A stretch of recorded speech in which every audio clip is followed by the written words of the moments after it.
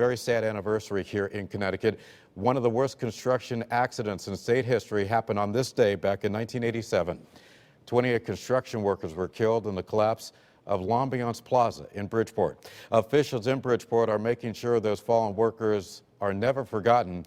News 8's Ken Pierce live in Bridgeport this noon with more on how they are being remembered. Ken. Keith, they did it with a ceremony here at Bridgeport City Hall, first inside, and then just a few minutes ago they finished up laying a memorial wreath at a ceremony outside over by Route 8, just across Route 8 from where the L'ambiance Plaza was being constructed 27 years ago. Then they rang the fireman's bell 28 times. They do this every year. They have done this for 27 straight years, all to make sure we remember a day Bridgeport will never forget. And no one who was here on that day could ever be the same again. To witness and feel the ground shake, to watch the terror in people's eyes as they ran to the site. That's why every April 23rd, the city of Bridgeport stops and remembers what happened in 1987. So we went to the site, and it looked like something out of, World War II.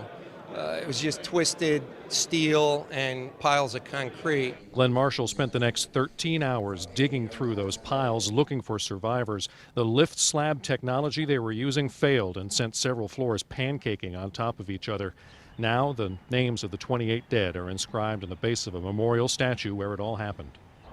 On the memorial at the site is this inscription: "Some good has risen where so many tragically fell." Now, in part, that refers to the much more modest three-story residential building that's now on the site, but that also refers to changes that were made after L'ambiance, changes to regulations to make the workplace safer for construction workers. Unfortunately, people had to lose their lives, but it did spark a renewed effort for construction safety, which next to mining is the second most dangerous occupation. Since we adopted the Workplace Safety Office, OSHA, workplace injuries and deaths have been reduced by about 40%. So we're making progress, but the only silver lining that comes from any of these disasters is that we get more serious, not just about remembering, but also about doing something to cut down on these injuries and deaths in the future.